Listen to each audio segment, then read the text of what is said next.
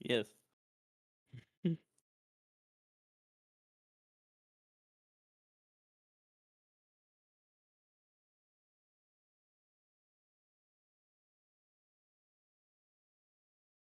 Hey. Wow. Mm. All right. No problem.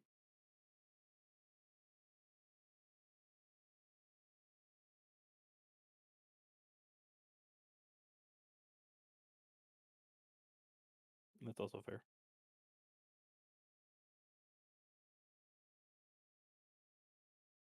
Mhm.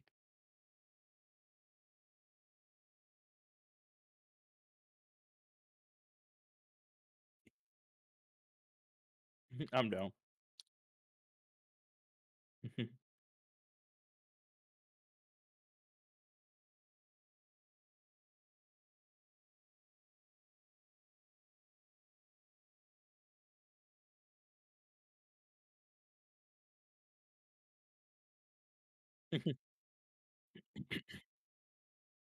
Yeah.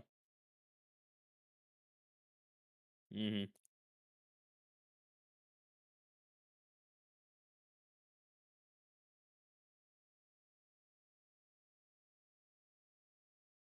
That's true.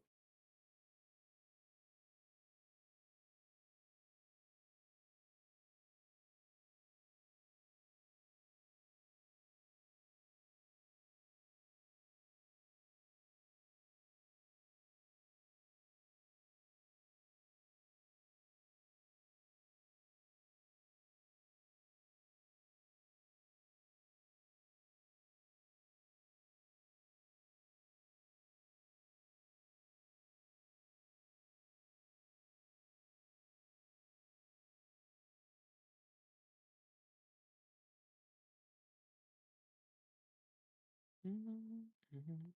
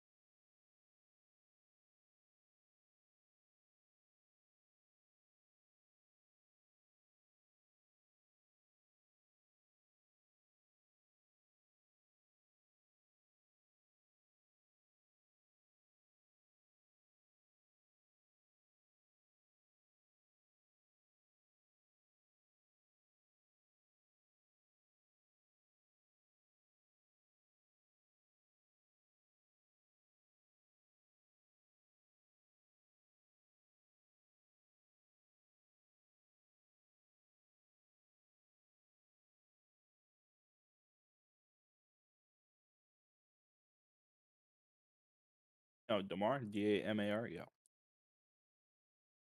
No, not Damar. Damar, like DA. I believe. Let me double check. I have it right here. Yeah, Damar. Uniform number 3, in case that's relevant for you at all.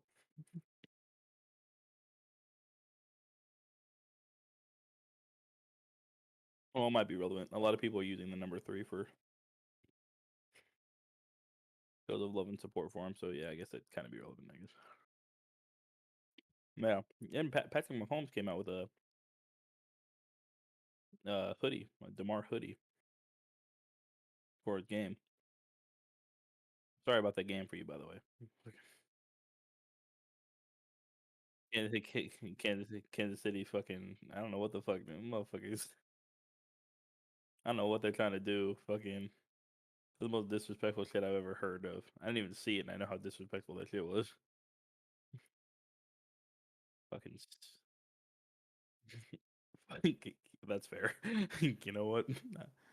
I was on that shit too. You know, I'm like, nope.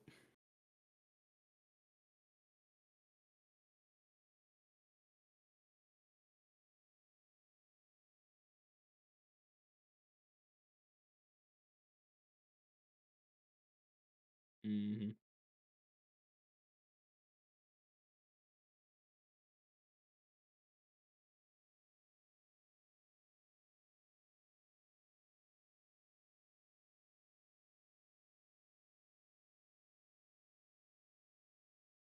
Yep, I believe so. No, when it goes live, I post it on. I like share it through. So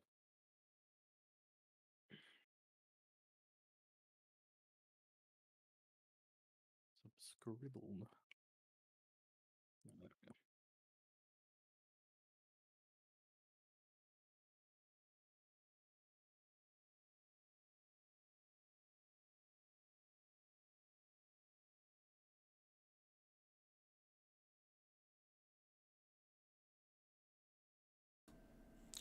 What is going on, everyone? My name is Ryuk, and this is the first episode of Yo Invite in the year 2023. Let's go. Cue the theme song.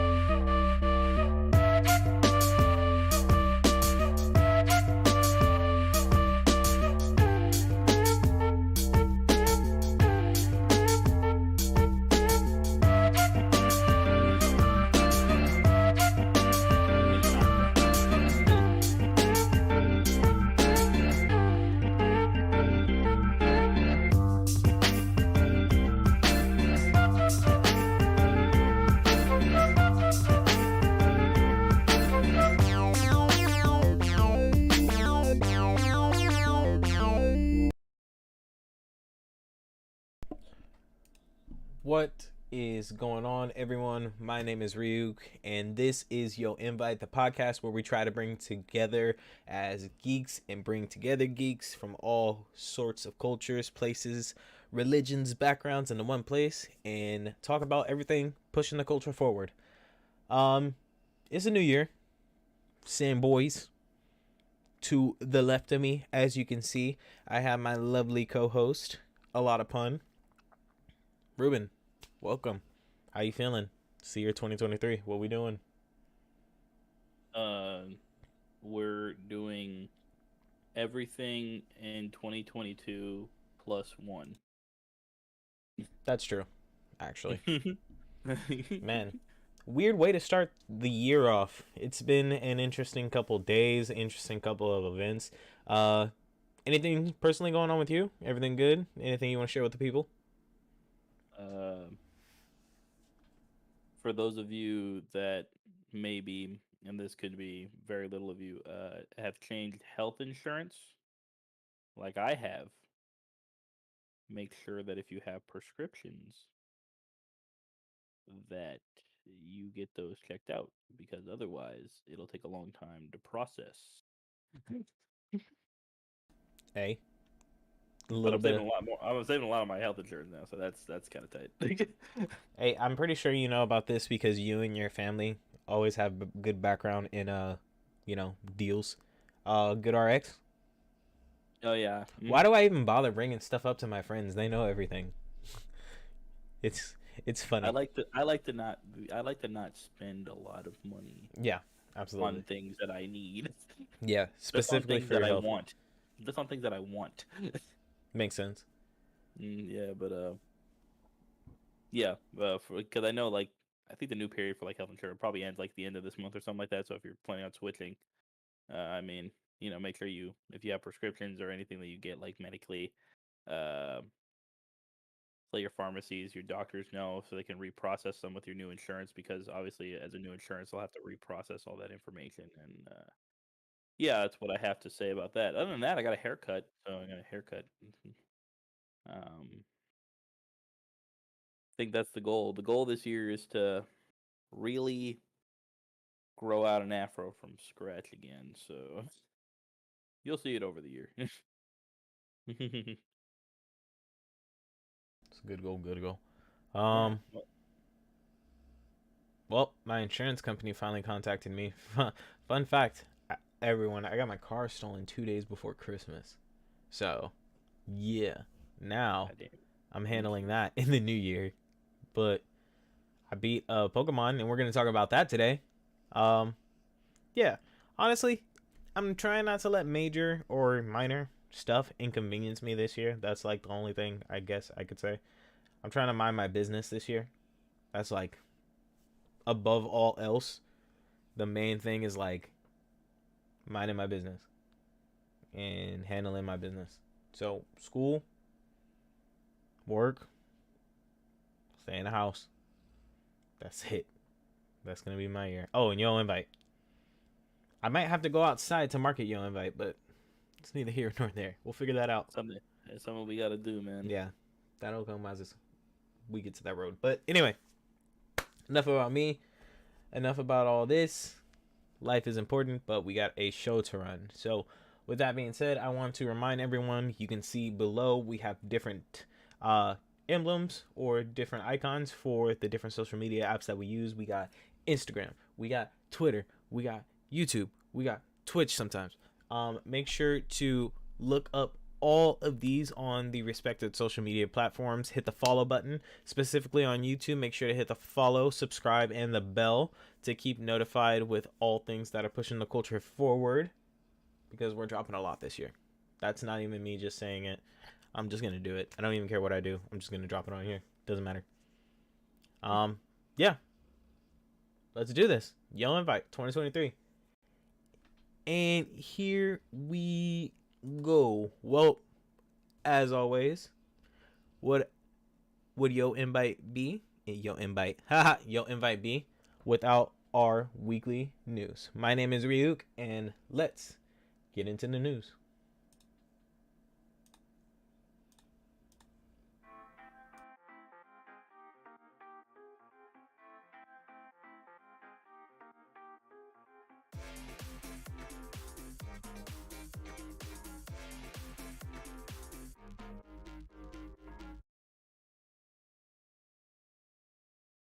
All right. Cool deal. Cool beans. Cool beans. All the business savvy stuff is out of the way. Let me turn you up just to be safe. You know, we're about to turn up. What's going on? You already know the deal. Turn it up. All right, cool. Let me go ahead and get my iPad ready. Dude, I'm excited. This is the year of Yo Invite. Let's get it. I think it's the year of the... Yeah, what is it the year of? I don't know. Is it the year of the dog? Good question. It'd be fun if I guessed that right. I'm year of the rat, so. I mean, yeah. It's year of the rabbit. Oh. Ooh. It's year of the rabbit. The lucky year. January 22nd. Nice. All right. Well, to start things off, I have an interesting story that I found via Geek Tyrant. I read an article from Geek Tyrant that talked about Marvel Studios was completely ready to have, Iron Man, Ruben, the Iron Man, Robert Downey Jr. Iron Man. It was completely cinematic universe. Yeah, dude, it was completely ready to be written off as, I guess you could say film test or special effects test. Let me get into it. You see, Iron Man was released back in theaters on May 2nd of 2008, and this was the movie that kicked off the MCU that we all know and love today. At the time, little faith was actually had allegedly in the main actor of the series, Robert Downey Jr. See, this was only because of his recent drama and recent problems with alcoholism and some other stuff that I'm not gonna go too much into on here. You can look it up for yourself, but just like Robert Downey Jr. did, we proceed forward with still finding a way in the industry for himself. Marvel actually seen him as an actor that they were completely going to take a gamble on. Ruben, in a little bit, if you can, go into some of the collateral that Marvel actually had on the line, not just for this movie, but writing on Robert Downey Jr. as well. Yeah, I would say good news about this gamble is it was a gamble that paid off for them in the long run, because look at it now. The Marvel Cinematic Universe is hated by a lot of filmmakers and film critics, but I gotta be honest, it is a reliable source of entertainment for comic book fans and some movie fans alike. You can always rely on the Marvel Cinematic Universe to drop something in the movie theaters or on Disney Plus that will either keep you entertained or at least get you that comic book fix that you always want. Before I pass it over to Ruben to share some of the collateral that was had on here, I want to read this quote from Robert Downey Jr. that I found on fandomwire.com. It states, and I quote, "Well, I mean, first of all, because not too many people were thinking that Iron Man was even going to have an opening weekend or do much of anything, so we were a little bit left alone. I found out more every day about how things were financed, and it basically was ready to be written off if it was tanked. And so anyway, it was the perfect thing where there was not a lot of creatively aggressive eyes on us. And by the time they gave it out to us, it was like United Artists that the lunatics looked over at the asylum. So it was pretty much, when he says that, to me, he's saying like it was just a bunch of people running around trying to get a project done, hoping for the best. And good golly gosh, I think they got the best of it. Look at it now. Ruben, if I could pass it off to you to share some of like collateral before we move into our next story. Oh yeah, no problem. So, like you were saying, Marvel is planning on writing this off as a special effects test for the first Iron Man movie. Not really expecting it to do very well, considering the lack of abundance of like legitimate superhero movies from the past. I think that most of them revolve around, I mean, obviously there are popular ones. You got the original Spider-Man, you've got Superman, the Dark Knight series, and like Batman. They're old movies, but there was something that really like hit the box office that was like super spectacular, like above and beyond what people expected. So this really came out as a shock. Some of the collateral damage, actually. So apparently, and this is only according to information I found, this is off of Reddit, so I'm not exactly sure if these are accurate or not, but I don't see why they would need to lie more than usual on the internet. So apparently Marvel took out a loan to make Iron Man. And what they did was they put up the film's rights for every character as collateral. So, if Iron Man would have failed, then there wouldn't have been a Marvel Studios in the first place, like, at all. And some of those collateral properties were the names, Captain America, that you know and love, the Avengers, the entire team, Nick Fury, so Samuel L. Jackson's out, Black Panther, Ant-Man, Cloak and Dagger, some things are better than others, Doctor Strange, Hawkeye, the term Power Pack, and Shang-Chi. So by that logic, with all those titles out, all the movies we've been seeing for the last fucking, almost 15 years ish, almost. Ish. It would just not exist. You just not exist. And it would also mean that in 2008, then the top movie would be The Dark Knight. That's weird, right? The Dark Knight would be the king of 2008 superhero movies. And after Marvel went into debt and stuff like that, that means that there would be no need to hire a competitor to create a separate DC extended universe, which means that Zack Snyder wouldn't have been hired to make the DCAU, which for some people might be a positive thing. But hey, look, we need to make progress. So yeah, so essentially without the Marvel Studios, we wouldn't have seen the DC and the animated universe.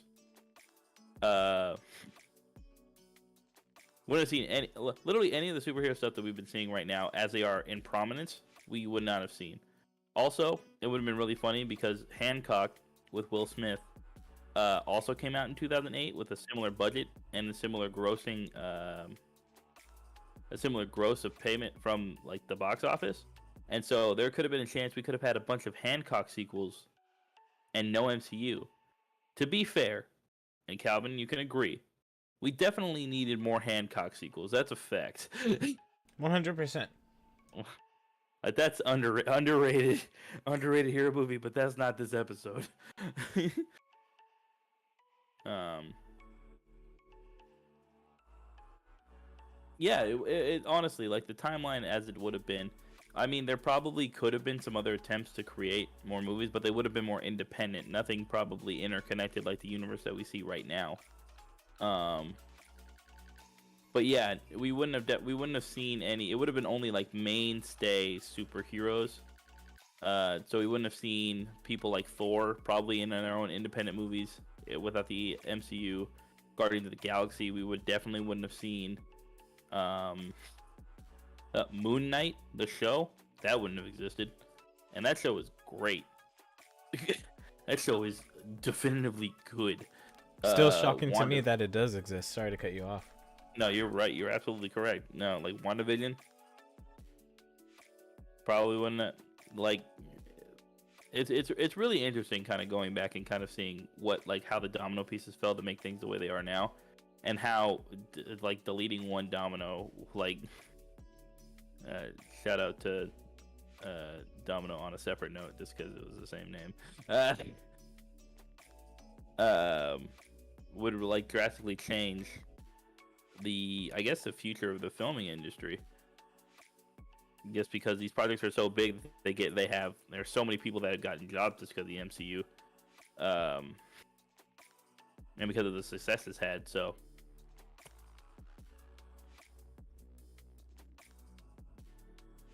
Well, that's pretty much it.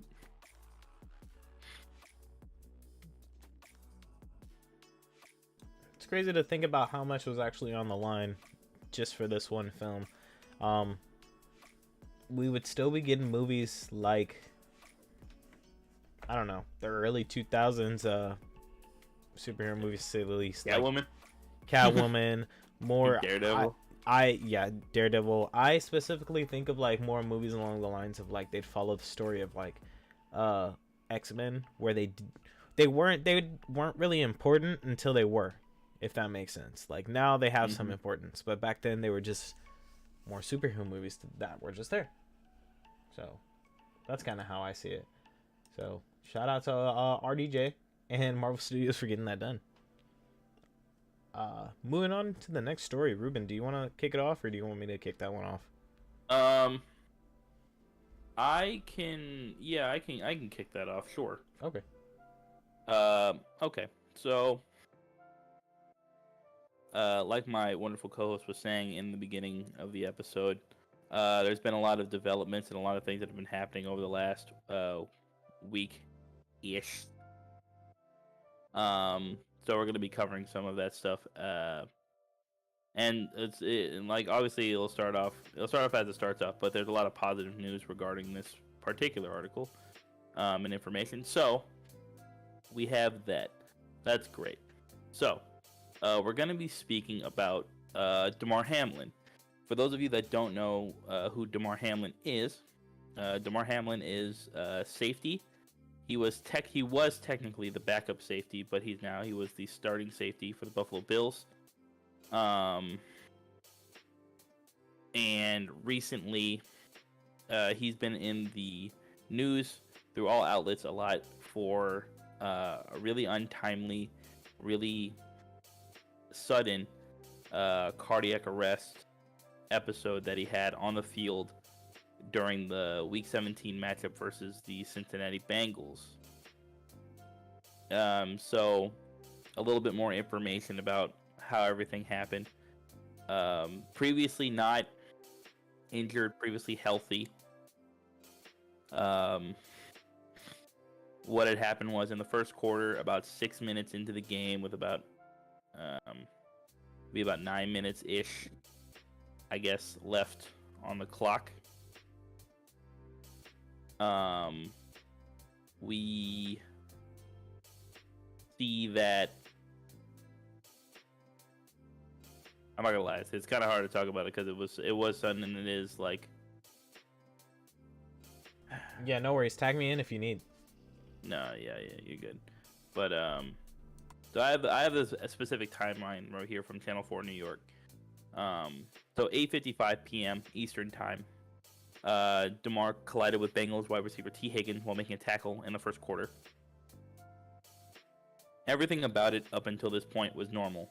The tackle itself looked routine, something that you can see, and we'll talk about this probably a little bit later, but something you see every day, like in these types of games, like every play, like 60 or 70 times a game, you'll see a tackle like this, take him down. And everything kind of seemed normal. Everyone got up. DeMar got up. He got to his feet. But unfortunately, shortly after he got to his feet, he staggered a little bit before eventually falling backward and collapsing onto the ground. 9:14 p.m. Eastern Time, medical professionals immediately rushed on the field to tend to Hamlin, administered CPR for 10 minutes. So 10 minutes prior to this, so 9:04, like. Essentially, the Buffalo Bills medical staff immediately started going to work on DeMar as soon as they realized the situation, which was that he was in a cardiac arrest situation, and that he wasn't responding. And this is when play had stopped for the game as well, obviously, as everyone was kind of still a little bit unclear about what exactly was happening on the field. And just for a definition for people that might not know, cardiac arrest is when the heart suddenly and unexpectedly stops beating. That without immediate medical intervention could result in sudden cardiac, unaliving. So Bill staff immediately got to work on giving DeMar CPR and medical treatment, and they were doing that for 10 minutes, and people suddenly started to understand and feel what was happening. Players from both teams, medical staff from both teams, fans, the networks were starting to get information and starting to report on it. 9:16, 2 minutes later, we start to kind of see the effects that this information is having on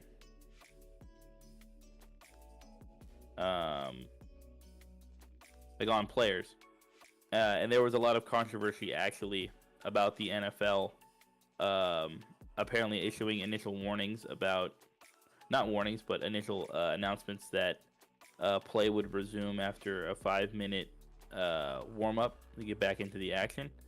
And I'll actually talk about that a little bit later because I have, it might be a hot take and opinion, but I don't think that all of the slander against the NFL is completely justified in this particular incident. But I'll talk about that a little bit later. 9:18 p.m. the Bills-Bengals game was temporarily suspended. And 9:25 p.m. Hamlin was given oxygen and transported to the University of Cincinnati Medical Center by ambulance. And then that's when the players from both teams dropped to their knee and pray, and the ambulance pulled off the field. 9:28, players of Bills-Bengals walked to their locker rooms where they awaited the word for Hamlin, how he's going through right now, and the game itself. And then at 10:05 was the official announcement from the NFL that issued a statement to postpone the Bills-Bengals game, which we now know had it in fact been canceled. And there are some implications for that for later, but those aren't as important right now.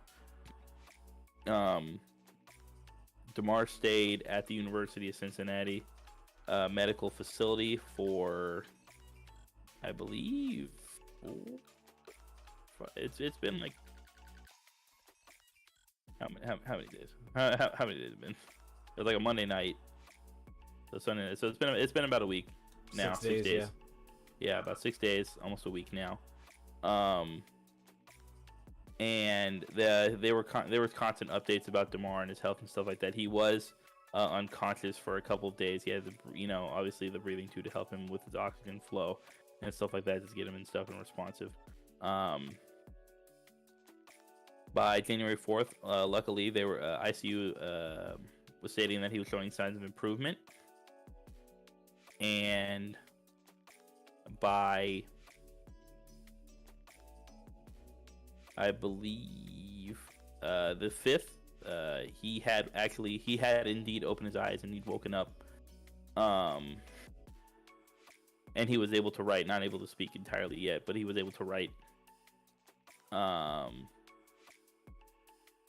now, a couple days later, by the 7th, we can see him making posts on his social medias, thanking everybody for reaching out, asking for the prayers, and continuing to make very good, positive progress. That's the main timeline of everything that's been that happened in general with DeMar. And I want to focus on this incident specifically, but I also kind of want to open it up for a little bit more discussion on injuries in the NFL itself, and kind of maybe your thoughts on, do you think that things will change because of this?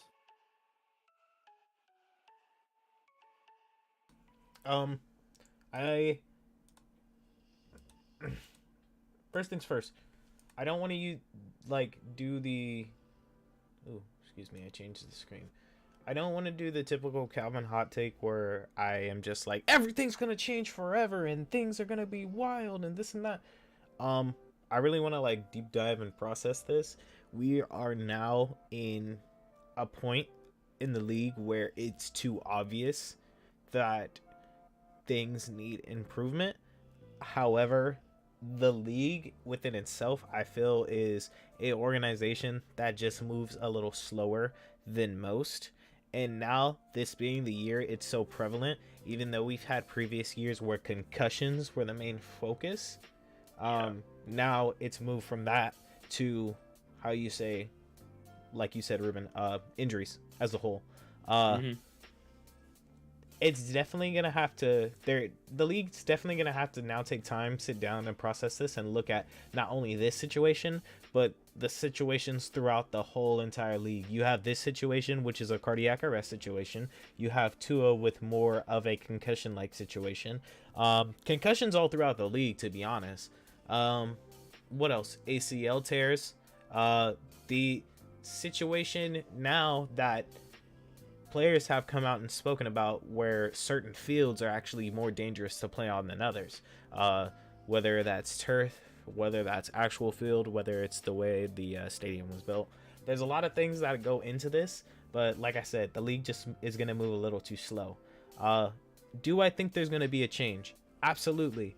What that change looks like, I have no idea. I can't go and say it's going to be some crazy stuff like, they're going to put defibrillators in the pads. That would be amazing, but costly.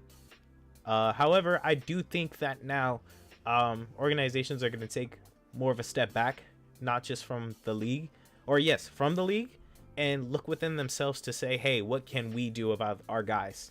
A lot of these organizations, not even really the owners, but more of the coaches and the staff, see these players as family in certain organizations. So I think they're going to take that step forward to be asking, what can we do as a whole? They already have the food, they already have the travel, you know what I'm saying? They already have the facilities. It's just the focuses now. Let's tackle some goals. Let's go to the whiteboard and let's see what we could do. I hope my whole spiel covers that question.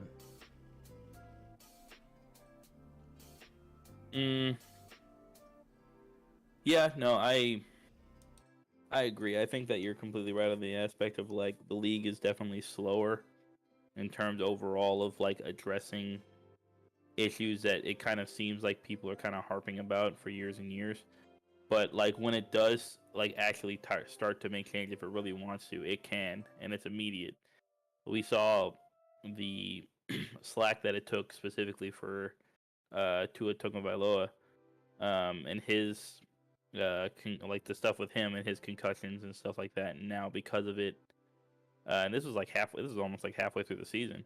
And now if you even seem like you've been hit on the head hard, you're taken in for concussion protocol immediately. Like there's no ifs, ands, buts, questions. You're going in like you're getting checked, and if it seems like you have any type of concussion, you're out.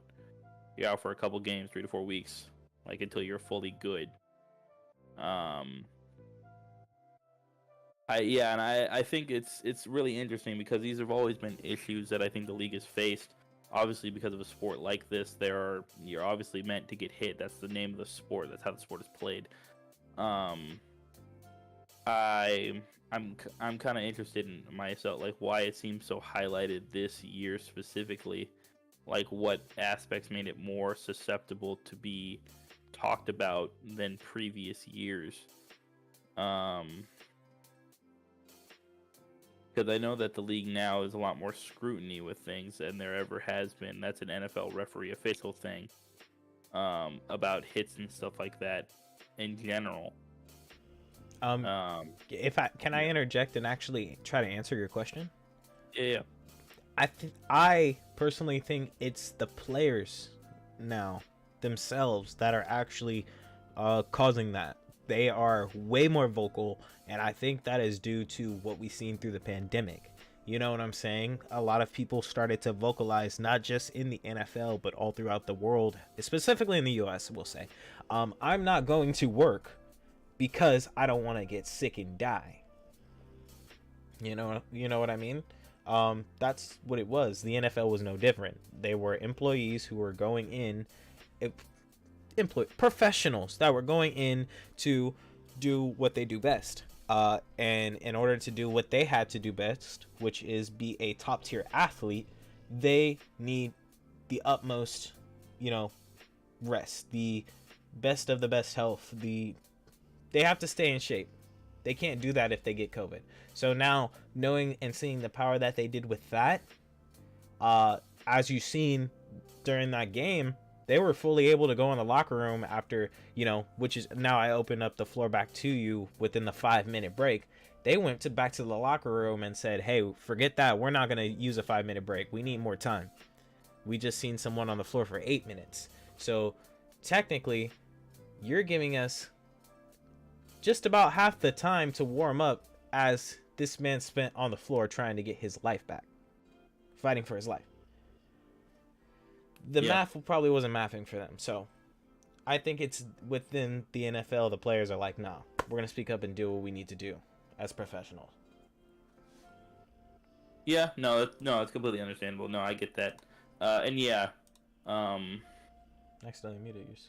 I know there are a lot. I know there. Yeah, that's no problem. I know there are a lot of people that think that there are differing opinions about that announcement for the NFL, whether or not they made it. While I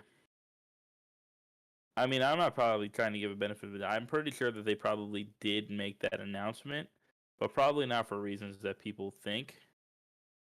And that's kind of like that kind of leads me into what I wanted to talk about a little bit about the response to this incident, from the NFL, from the commissioner Robert Goodell, um, like the NFL, like the organization as in of itself. I think that all in all, the NFL did a fairly competent and good job.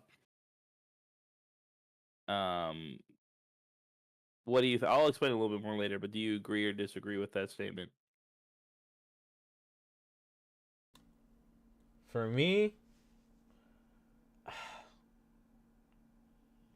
due to the circumstances that they didn't, they knew, I think the league knew that they were going to need more time to understand the condition of this man's health.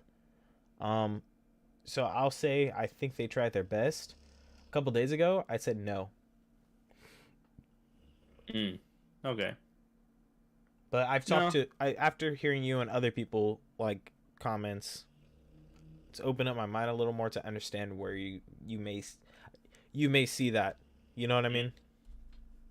Yeah, I totally get that. I'll explain my side of the story and why I think that they did a competent to good job with this situation. And obviously, anyone here, you're free to agree or disagree with me. This is based off of information that I know and kind of how I have an understanding of it. So obviously, it is a personal opinion. But yeah, so I think that the manner of which they got everything resolved. And when I mean resolved, I mean we're able to, because you guys have to realize that the NFL is an organization. It's not a single entity. It's not something that can just be flipped this way. And I've seen a couple of videos about this, but it's not something that it's not like Roger Goodell, the commissioner of the NFL, is sitting at his inside of like a golden NFL box with a button right next to him, or big red button that says, "All right, cancel this game," and he can just press it, and then when he does, then everything just goes like it's just canceled, and everything kind of like switches over and like does all the stuff that it needs to do, and like it's done. Like the amount of time that it took to get everything kind of settled, at least on the NFL side, not so much on the Damar Hamlin side, because everything was kind of timely, you know, the medical staff there and but what the NFL did, and so that includes, but is not limited to, postponing the game. Obviously, someone would have had to, and that's probably not the NFL, but contacting the ambulance, University of Cincinnati Medical Center for medical attention. Getting information out to all of the announcers, to all of the major networks that are associated with them, about this news, to get them to talk, or like to not talk or talk about it, to actually, after they canceled the game, to getting slots to fill the time that game had taken, which at this point, since it was being a game, would be about 3 hours of something that they would have had to fill this with, is immense. That is a lot of phone calls. Like, I don't know if anybody's been like tried to get people like in a big organization to try and like change something, but there's a lot of trickle down, and there are a lot of calls and a lot of things that need to be done by a lot of different people to get things the way that they need to be for changes to happen that are very sudden. And so I think that them taking only about an hour to kind of get everything settled, with all the information, I think that was a pretty good job. I think that the reason that they might have initially, and they probably did, say that they were going to come back after a 5-minute warm up, is because initially, obviously, just like everyone else, they didn't know they didn't know exactly what was happening, just like a lot of people did. And unless you were directly on the field, there was no way you could have really known until you actually saw medical staff, like the Bills medical team, like getting him like active CPR, like to understand like the severity of the situation. There was no way that anybody could have known that this wasn't just a different kind of injury. It could have been like a concussion and he fell over like that. There are a lot of different things that could have happened. So they're treating it like a regular injury, which is unfortunate because obviously, like I was saying before, the NFL is wrought with injuries. That's the name of the game. That's why the sport was built on a foundation of violence. That's like how the game is played, and so injuries are obviously bound to happen. And so I think that we as fans, the NFL as an organization, and even players themselves to some degree, have grown accustomed to those injuries, which can be anything but regular, from those torn ACLs, PCLs, MCLs, torn pectorals, collarbones, a lot of broken bones, as something that's normal, something that they signed up for. And obviously, every player knows what they sign up for. All the fans know what the NFL knows. They all know what they sign up for. It's a very violent game. But there's a good trade-off that people will take risks for.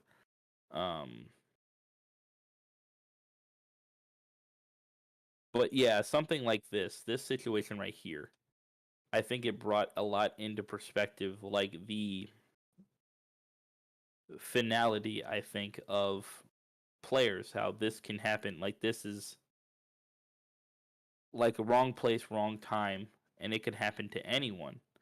And I think that's what really got a lot of the players, at least, both old players and new players alike, so emotional about the subject. It's like understanding that, like obviously it could happen to you at any time, any place, but it could happen to people people your brotherhood, the people in the football community, especially players, are a brotherhood. They compete against each other, obviously, but they're all a part of the same organization, institution, to be the best at what they do.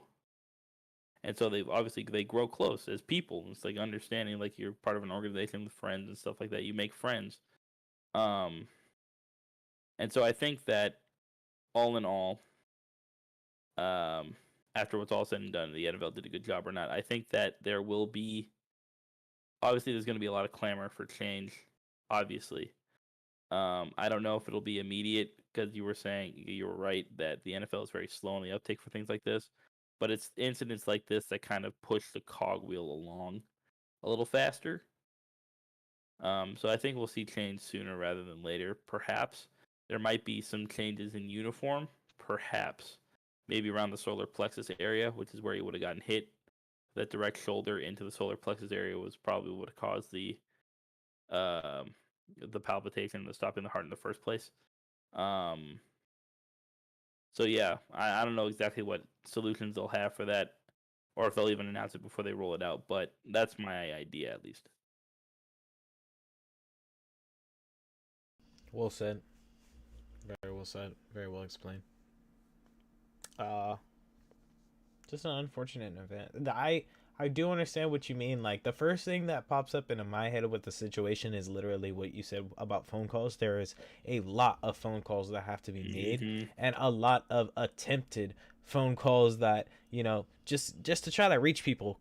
This is to the second day into the new year is when this occurred. So you can imagine these big name owners, these big name commissioners are all chilling, probably out of town with their families, probably not even watching the game, because when you own something or when you're attached to something that's work, you don't want to see work all the time. So this is their escape. Their phone rings once, ignore. Phone rings again, ignore. Dang, why do they call me twice? They know I'm busy, they know I'm out of town. Then when you start getting different calls from different people, oh yeah, no, this is serious. I have to pick up what's going on. But I have no doubt in my mind that the first thing that went through these, you know, owners, commissioners, staff members of the NFL's head was, hey, we're not going to let this young man die on us. We're not going to let this young man, you know, suffer or be in pain any more than he had to go through. So I have no doubt in my mind that he was treated with the utmost care, clearly, and he is being well taken care of. And I just, it just goes to show, you know, how healthy he actually was, because I don't know too many people that could even go through this. You know what I mean? This is just, I don't have the words for it, just because it's so shocking. I've never seen it in my life. Yeah, no, this is at least in football, this is like unprecedented. I've never seen anything like this happen. And I think that's what's so wild about it, is that like no one expected it to happen because it's never happened before. And like it's weird kind of like trying to understand that like this stuff could happen at any time. It just so happens that it never has before. It's weird. And it's unfortunate that this young man had to go through that. Like it's unfortunate that anybody had to go through that, but this young man, you know, this young man's younger than us. He's 24. 24. He's younger than we are. Yeah. Like, and I just good job to everyone for being good sports about it, doing the best that they can. The Cincinnati Bengals, hats off to everyone on their staff. Hats off to everyone on the team. Treating each other with the utmost respect. Even fans going as far as to like go to the hospital to wish him well. That was really cool to see. I do want to give a big, like, to highlight someone's name, a shout out, if you will. Forgive me if I'm pronouncing it wrong, Ruben, but Denny Kellington. That's actually the medical staff member on the Bills that was giving DeMar CPR for like 8 minutes straight. So without him, Yeah. I think we're not even gonna say it. Yeah. Yeah. We're not. No, I don't want to. Yeah. It's fine. He's a hero. I'm Yeah. not. You know how they say not all heroes wear capes. Yeah, no, but they might want to wear a fucking NFL polo. Yeah. They very well might Right, wear an NFL polo with a buffalo on it, maybe. man. um. Yeah. If I had to give one more shout out for me, I don't know how long, like what other things we might talk about for this, but I'd like to give just a shout out to everyone in just like fans, um, the NFL as an organization afterwards, like the team, individual players, for coming together and kind of spinning this and bringing a lot of positivity into the world because of this incident. Obviously, it's not the way we want positivity to be brought into the world because of a terrible incident. We bring positivity, but I'm glad that we didn't stay negative about this. And I just wanted to specifically thank those people for those donations to Damar Hamlin's Chasing M's Foundation that he started back when he was 22 to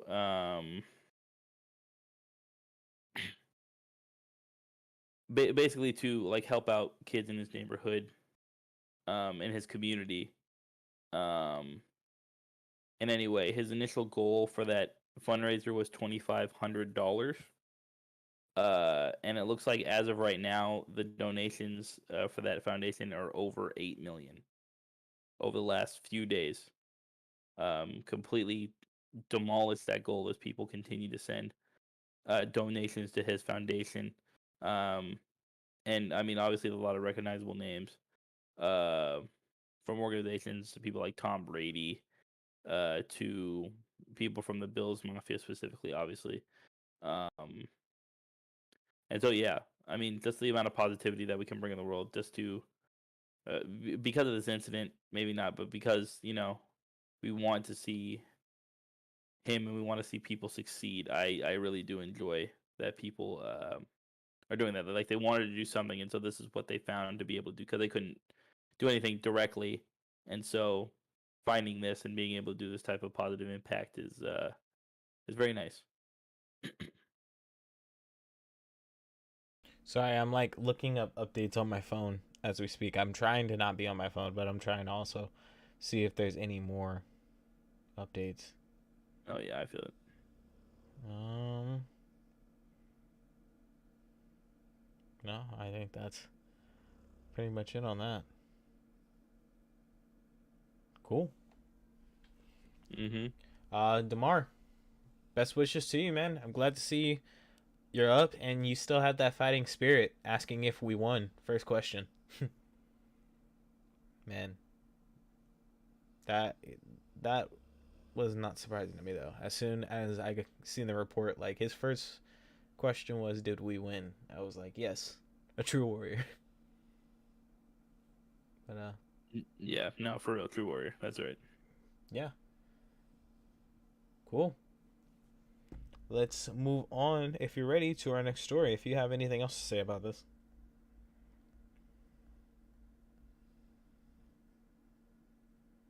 I don't have anything. Sweet. Yeah, just hats off to everyone involved in the situation. We wish him the best of luck and his family the best of luck, and hopefully you guys can actually get some privacy soon so you can relax. Mhm. Sweet. Moving on to our next story. Really, I don't have much written down for it. I just want to talk about it on my end. But hey, Pokemon Scarlet and Violet. It's been out for what, a total of almost 2 months now. Yes, About 2 months. Um, I have Pokemon Scarlet. I have Pokemon Violet. And we're just gonna talk about it and kind of like, I guess, review it a little bit, give our personal scores and our personal take on the video games and each version of the video game. Yeah, dude. First of all, shout out to the guys for getting me Pokemon Scarlet for Christmas. I didn't even think about the game too much, but everyone was playing it, and I'm really glad that the guys gave it to me because pause because Hey. yeah, it's been a really fun experience. It really definitely brought out some childhood memories. It made me just sit back and think like, holy crap, this is Pokemon now. There's no way we've gotten to this point. I remember when Pokemon was just like this little maze game where you find monsters. But yeah, Ruben, Pokemon Violet, Scarlet. Where do we start? I mean, we could probably start with maybe some of the changes we see. Maybe the biggest changes we might see between maybe some of the older Pokemon games we played, if we played any, to now. I actually really want to hear your opinion on this because, from what I remember, you didn't really you played some of the Pokemon, but you haven't played you're not like a diehard Pokemon fanatic, a Pokemon maniac, as they say. No. So I'm gonna talk as I would, well, normally, because I don't know anything about Pokemon. My Pokemon knowledge is very, very small. So please bear with me. The last Pokemon that I really dedicated myself to was Pokemon Sapphire, and Pokemon Emerald, I think it was.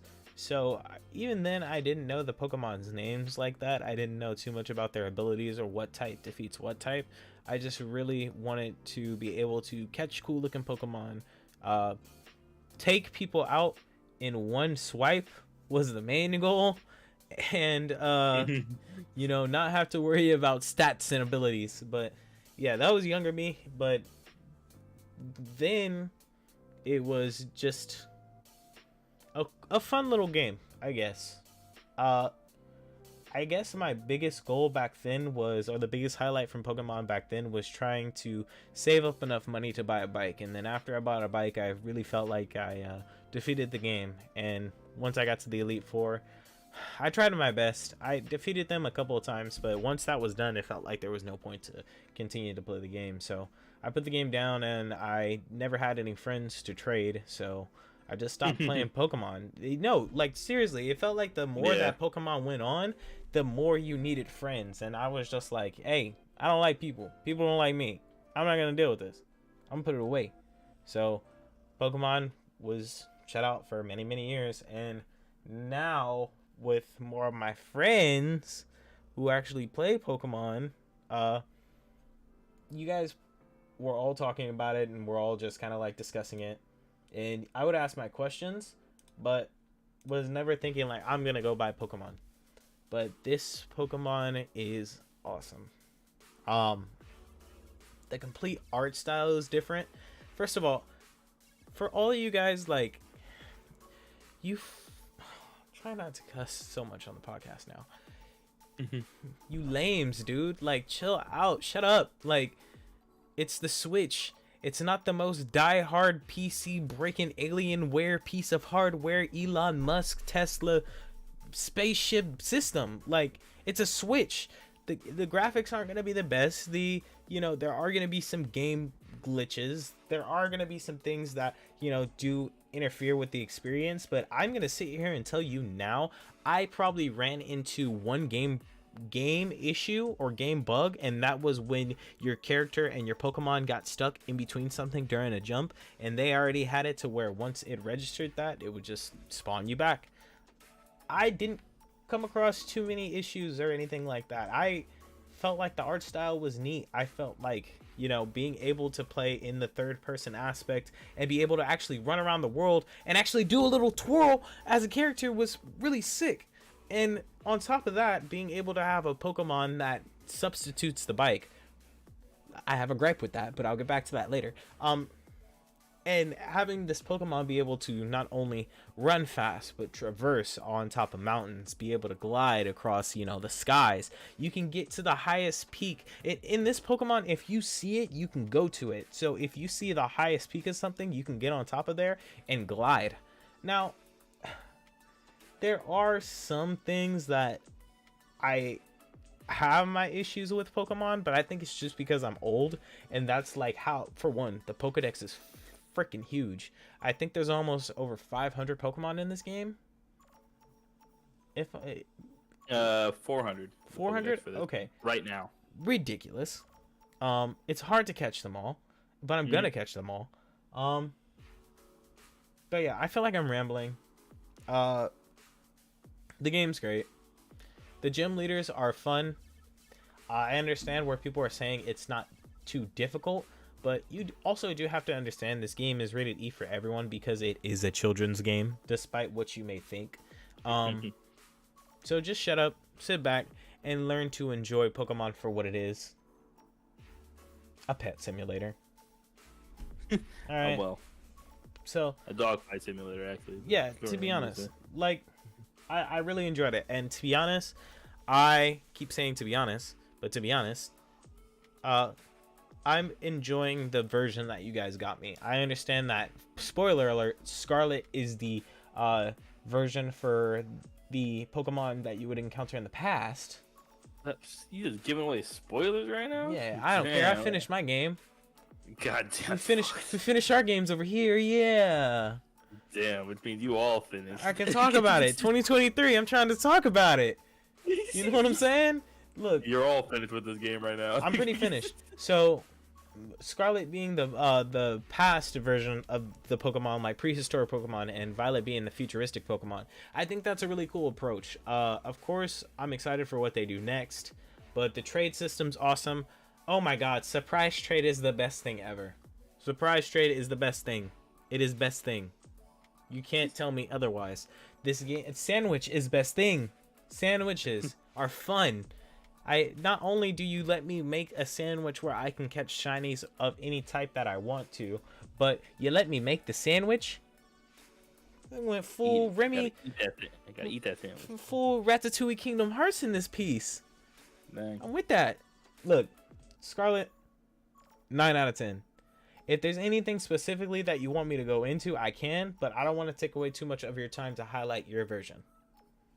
So, go for it. Copy that. Okay, so I'll admit first and foremost that I'm also not the most Pokemon maniac that I mean probably could be. Although I certainly have played more games than you have, at least closer to the generations that we kind of see now. And yeah, it's interesting looking back at it and seeing the original games on the Game Boy Color, which I had. I started off with Pokemon Blue. Obviously, the superior one. But and I continued on into. Honestly, I think the last Pokemon game I played was Black and White. And I know there have been a couple more that came out after that with, Black and White 2, and you had Heart Gold, Soul Silver, and then you had like Arceus, the open, which is like it's almost like a preamble to this game because it was also open world and kind of included a lot of concepts that you see now. And there was another one as well. But I pretty much enjoyed all the things that I saw, the changes. I mean, the ability to know what Pokemon you want to catch seems like a very small thing. That's the biggest improvement you could ever see in a Pokemon game. You know what you're gonna catch. You know what you were going to catch. You know how stressful it is in old Pokemon games when you hear that grass and you hear that music come on and you have absolutely no idea if it's going to be something new that you've never seen before, or the 78th fucking Zubat in the cave. It's so much easier to know what you're gonna catch, and I think it makes it a lot more fun for people to kind of want to explore different areas and places so they can see what Pokemon that they can catch specifically. I think one of the other bigger concepts that I see right there that and especially in this game is the removal of the HM system, the hidden machine system. In exchange for kind of like in this case, a Pokemon that you kind of use throughout the entire, the box Pokemon is like something that you would use the entire time, that learns different things based on some of the actions that you do in the game. I'm gonna be a little less spoilery than Calvin because 2023. I'm gonna calm it down a little bit. For Calvin, he's gonna tell his truth. For me, I'm gonna calm things down, let y'all figure it out for yourselves. But yeah, I think it's really funny because obviously the cosmetic stuff, it doesn't look any different than a Pokemon game, really. I think that they could be. I mean, I personally think they could do better with the graphics. That's for me. But all of the small changes that I see, at least from my last experience with Pokemon to this one, uh, certainly major improvements. I'm talking about open world, which one amazing concept. Open world as a Pokemon game is the best concept that could ever come to Pokemon. That is facts. Open world should have been every Pokemon always, forever, always. The ability to teach, the ability for Pokemon to relearn moves that they've already gotten rid of, that they've already forgotten, and like you can bring back any move that you've previously learned in any Pokemon at any time through their summary. You could do that. Ingenious concept. The ability to build your own TMs. Brilliant concept. It added a new level of currency, but it also allowed for people to be a little bit more selective, and it kind of helps out with maybe some of the competitive aspects of like the breeding and like EVs and training and stuff like that, which I'll probably go into. I'll touch on it, but it's not like the crux of everything. The ability for your for your Pokemon boxes to be on your person at all times, and you can switch out your Pokemon in your party whenever you want. Oh You my don't have to fly gosh. somewhere. That is the best thing I have ever seen, and no one can tell me otherwise. That is the best thing Pokemon has done. The ability for me to take any Pokemon I want that I have in my boxes and switch it into my party whenever I feel like is the best thing I have seen in a Pokemon game ever. Do you know how much of a hassle it was? You had to fly to a Pokemon Center. You had to go to the computer. You had to turn the computer on. You had to go through like 3 screens to get to the boxes. Then you had to switch out the Pokemon. Then you had to get out all the windows and do all that jazz. And then you get to go out of the Pokemon Center and then go wherever you were trying to go. That took so long. It takes me less than 10 seconds now. I can switch out my entire team if I wanted to. If I wanted to. And there are like dozens of other things that we've seen, like the ability for Pokemon stats to be judged, the judgment system. You can judge Pokemon stats to kind of see where they are in terms of their like IVs, which is individual values, as opposed to their EV, which is effort values, which is something for like the competitive scene, which they've kind of leaned a little bit harder into a little bit, because they know a lot of people play Pokemon for the competitive scene and like those EVs, IVs, and so they've kind of pushed a little bit into giving a little more accessibility to that. The ability to catch shiny Pokemon, like those rates have definitely increased since like at least the Pokemon that I know. And there's a lot better chance of you finding shiny Pokemon, which is another part of what people like about Pokemon is the variants of those Pokemon that they already know, that they can get if they try hard enough, and the odds aren't that bad either. Like 1 in like, if you have all the proper materials, and there are ways to get the proper materials, you have to finish the Pokedex for 1, and there's some other aspects too, like your odds of finding a shiny, like I think from their original values they cut into a quarter. It's like a quarter of the odds, so it's like say it's like 1 in every 100 tries you would find a shiny, for say. With all the right material, it could be 1 in 25. So like literally like 75% cut in the difficulty in finding shiny Pokemon. I think that's really cool too. And then obviously the kind of the interconnectivity, the stuff that you can do with your friends now. You can go into their world and you can catch stuff, and you do raids with them and stuff like that, and you can trade whenever you want. Because it's online, so you can trade with anyone all over the world. Surprise trade is god tier. No one can tell it. I mean, no one can tell us otherwise. But hey, like, there are just so many things to go over specifically, and I do think that overall it is like a great improvement. The only thing I'd probably say would be like maybe cosmetically, there are some things that I feel like they could improve upon. I know it's a style that they have for the Pokemon series, but I think that there's still a lot of major improvements they could probably do to make it better. But overall, I would agree with your consensus. I think that for getting like it's good for people that are getting into Pokemon. You could start with this no problem, and I feel like you'd have a really good time. And even people that, just because of how accessible it is right now, and I think that even people that used to play it as it was before, they also enjoy it because of, again, the accessibility and kind of them understanding the initial mechanics and how they have improved over the years. So I think I'll agree with your consensus of this being about a 9 out of 10. So regardless of the version, 9 out of 10s across the board. Actually, you know what? I'm gonna counter Calvin's 9 out of 10. I think that Violet is better than Scarlet, and I will give you absolutely one reason why. And I know that Calvin's gonna agree with me, and it's the school uniforms. Absolutely true. Y'all game is at 8.5. Mine's a 9. Hey, really quick. Uh,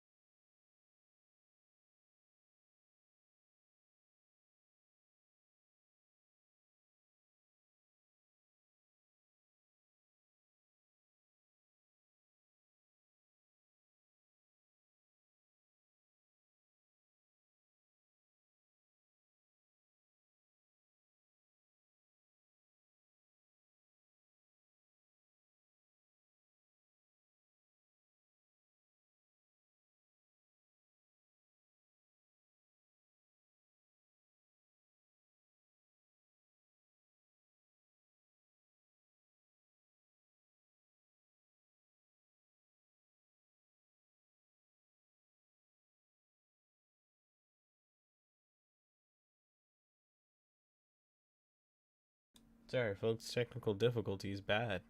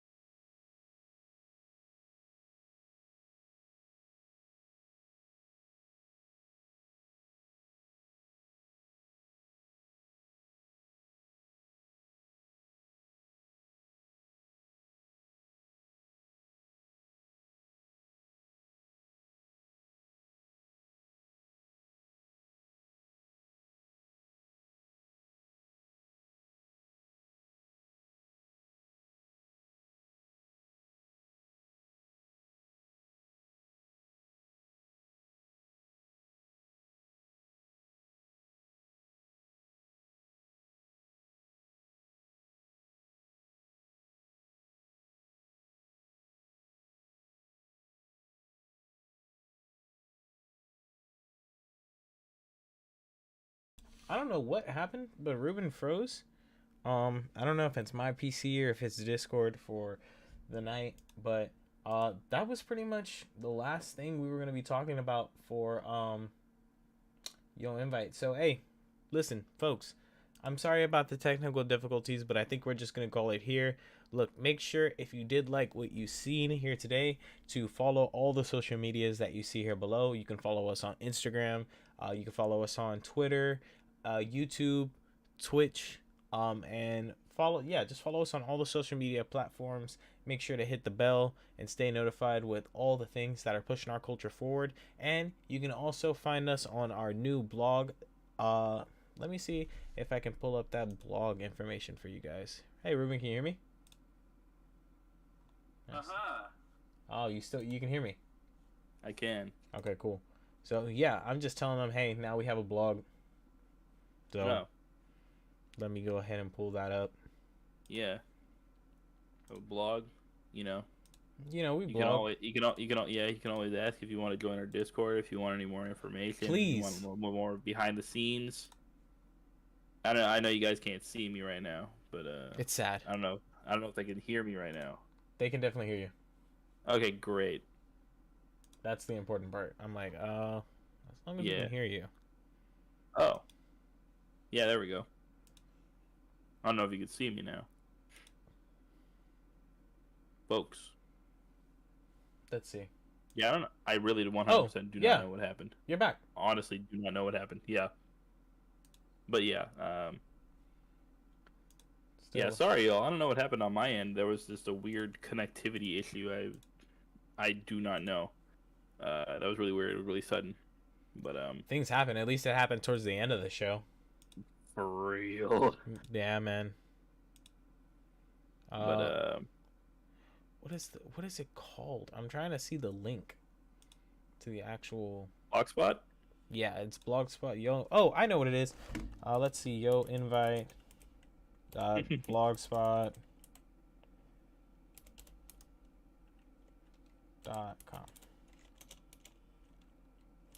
Let's see if that's it. Damn it.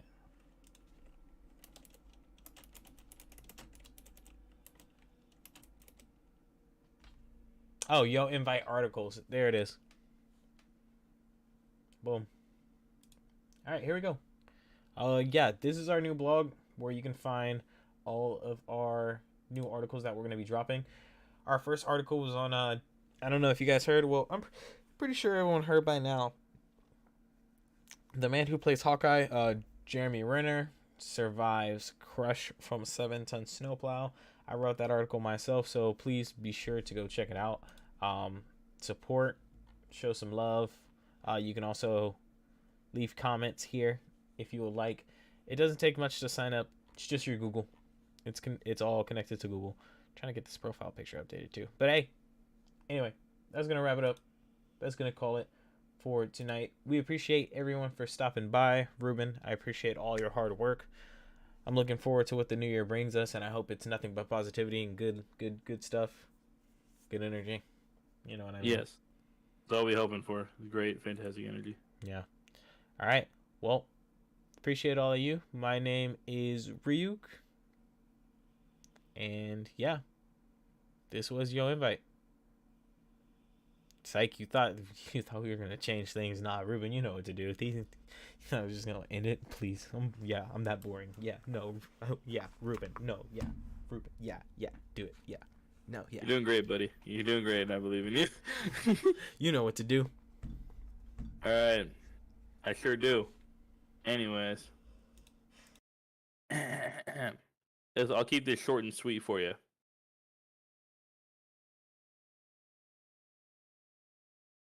Why are dragons such good storytellers?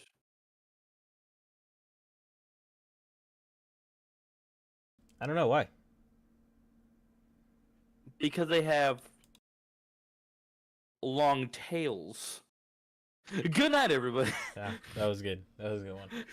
All right, everybody. We'll see you next week. Have a good one. Peace. First time of the new year, I'm going to say it.